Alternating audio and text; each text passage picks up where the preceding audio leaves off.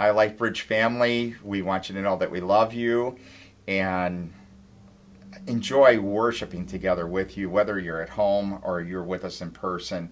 And we've been back together. We wanted to do this video presentation to give you a little bit of an update where we are at LifeBridge and to talk about our church family a little bit. And we've been back together now in worship, face to face, shoulder to shoulder worship now for 3 months, haven't we? Yeah, it's gone fast, but it's great. Yeah, I think June 17th was the first day that we had a worship service, and thank the Lord, there's been no problems. Everything's been successful for us. We've had the bring your own picnics afterwards. Those have been going well. We did the outside worship service a couple weeks ago. You may have seen Nancy Sherman stand up at the end of the service, and we cut to a commercial break because you were not able to hear her, but Nancy shared with the congregation how much better it is to actually be in person and how much the Spirit of God is at work in the body and in the preaching, and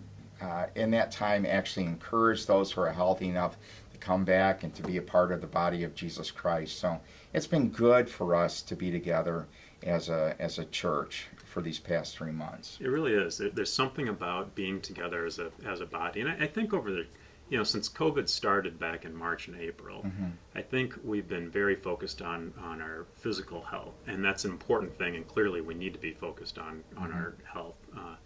But there's other aspects too, and we talked a little bit about this on Sunday, where we kind of look at this in 4 different lenses. We look at the physical health, relational, spiritual, and emotional health. And it's interesting, during this whole time, I think we've all felt this way at some point, that we feel a bit disconnected or lonely. We feel down or depressed. We feel like spiritually we're just dry. And I know I felt that at times during this lockdown, and I'm sure a lot of people have felt that way as well. Some of the stats that the CDC has put out is that there's been an increase in mental health issues.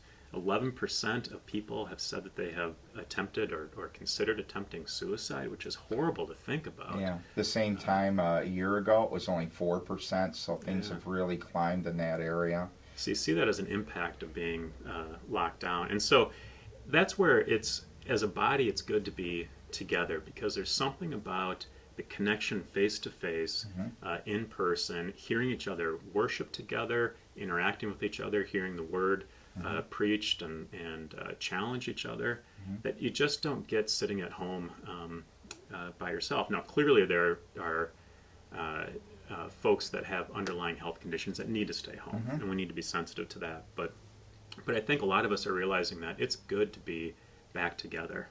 It's very good to be back together. Yeah. I think the people are slowly realizing that we were made for community as a people, and to be with us. And even when we got together on our church getaway, that I think really put it over the top for a lot of us, because we realized what we had been missing out on for 3 months, and it felt like a good long drink at a well. Yeah. Being together as a church. So the worship time together and the baptisms on the getaway were really, really special. Yeah. Well, we're expanding our ministry focus, and we want to share with you 2 new steps that we're taking. The first step is this: that next week we are opening one of the opening aspects of our children, our youth, and also our adult ministries. Matt talked a little bit about this last week to you on Sunday morning, but we're going to open up. We're opening up aspects of it, not full blown, but just different aspects of it. And actually, our seniors beat us to the punch. I went down into the gym yesterday and actually saw our seniors meeting for a Bible study. So they're back at it. They didn't need any nudging at all, which is really a neat thing for us to see. And so we're opening up these different aspects. So this coming Sunday, we're going to be opening up children's ministry in kind of a limited capacity. We're going to offer 2 kids ministry areas. One is for birth through 5 years old, and then kids church for kindergarten through about 5th grade. And we're going to be doing this in a safe and healthy way. And clearly through all this, as we talk about reopening and starting up ministries again, we're going to be smart and healthy and safe in how we do it, but also make sure that we are doing it in a way that folks are comfortable coming back and being back together. So kids ministry will be starting back up, and you'll need to register your children on the church website when you register for Sunday morning, and you can identify which group you want your kids to be a part of during that time. Okay. As well as student ministries. We're going to be starting student ministries this coming week. Refuge and Tangent are going to be meeting together for a while for now, and they're going to start off with a taco party, I guess, which would be fun. But we're starting that up as well this coming week, which is great. Yeah. In adult ministries, our life groups, many of them are already up and going. Others are going to be launching soon. Community groups. We're still doing the bring your own picnic for a little bit, and we're liking that. And so as long as the weather holds out for that we're going to continue with that. But then community groups starting soon after that. Dan's working on a marriage event. We've had a number of people say over the past couple months, I can use some help in this area, and so we have some help that's on the way. We'll be giving you a date on that, etc. We understand that there's a limited health risk in doing what we're doing, but there is risk in everything, that we do as people. But we do want to remind you that we've been meeting together in person for the past 3 months with no issues at all. Again, it's really important for us to balance out the relational and the physical and the spiritual and the emotional, mental. As a matter of fact, this has been a stat that's been out there for years. They say the typical person that goes to church will live 5 years longer. And where we are spiritually actually impacts our physical health. And I know our nation's been pretty myopic in looking just at the physical health, but we're concerned about those others and trying to keep a tension between all of those. And the second step, step 2, is that the worship center is going to be mask optional beginning this Sunday at church. The gym is going to have the same protocols that we started back on June 17th with masks being worn over the mouth until the time of the sermon, or there's the option of keeping them on full time in the gymnasium as well. And the community group room, we have a third room which will be full mask for the entire service. Now the key thing for all of us to remember is this, that everyone is required to wear a mask in the lobby, the south entrance, the hallways, the bathrooms, etc., because we do have 3 different types of groups that are meeting together, and so when we converge, we want to make sure everyone is wearing masks after the service is done. And we're keeping our other protocols in place as well, as far as the extra distance between the chairs and the sanctuary and the worship, or in the gym and in the community group room. The cleaning protocols. The extra cleaning and protocols. And so those are all important things about making this a safe environment, a healthy environment, but also a comfortable environment for people to worship together. And so So how do we come to the decision on the second step? Yeah, this is probably something that's on a lot of minds, and of course, whether it's our church or our community or whatever, these are unprecedented times that decisions are being made, and we're feeling that as well. So as elders, whether it's on the protocols, whether it's on the timing of reopening our ministries, getting back together in corporate worship, we go through a few different things. One is we as elders, every time we're together, we talk about what are the latest stats on COVID. So what is the infection rate? What is the mortality rate looking like for COVID? And we review the stats because that helps inform us on what pace should we take in reopening. And what's interesting is right now in Lake County, this is in the Illinois Department of Health data, in Lake County, about 5% of those people that get tested for COVID test positive. And of the 5%, about 96% recover successfully.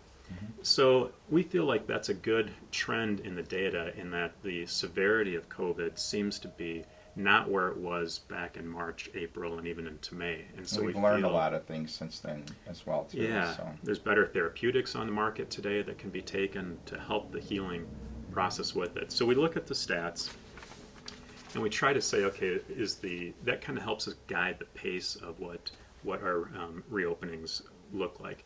We also look to see how are our people, how are the folks in the church feeling about about being back together. And what was interesting, a recent survey we did, which is probably about 3 or 4 weeks old now, something like that, about 66% of you, everyone in the church, felt like a mask optional protocol was a good thing for us to do as a church. So we take that into consideration too, because again, the main theme of this is how do we make the worship, corporate worship, as safe and comfortable for as many people as possible, so that we do come back together and worship together. As you said, I think Sunday we have 3 different flavors, or was it the phrase you used? So 3 different. 3 different flavors of mask policy now. So so if you're comfortable with if you have health issues where wearing a mask is an issue, and we've heard that from a number of people that the breathing capability through a mask is just a struggle.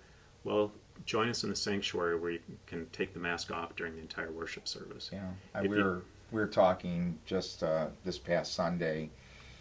Church member had voiced that I really want to come back, but I can't wear a mask due to health issues because there's some breathing with that, and so shared the news that it looks like this is going to happen. And they're looking forward to coming back and being with us. Yeah, we've heard that from a number of folks, which is good. So. And we also, too, we researched a number of churches in the area that are doing the mask-only option. I think the research included 10 different churches that are doing this, and we asked straight up, are there any problems with COVID? And all have said they're COVID-free. Some churches have 100 people meeting, some are 300 people that are in attendance. So we did look at what other churches are doing as well. Yeah, and so it's this is how we come to some of the decisions that we've made on reopening the our ministries and our protocols and that.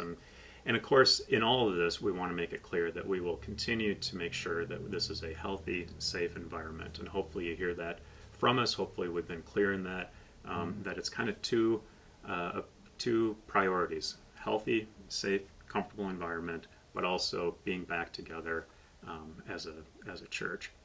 And these are difficult times to be for each of us, whether it's us as elders making decisions on this, or each of us individually making decisions for ourselves and our family on what to do.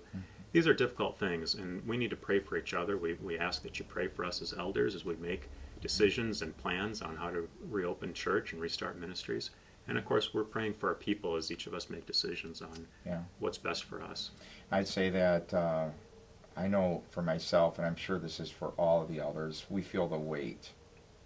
It's weightier, the leading of the church right now. So we really do covet your prayers and your patience, and that we may be patient and forbearing with one another as a congregation as well in these very tricky times, turbulent times that we live in. I love you, church. Yeah, I absolutely. truly do. Thank you. Thank you.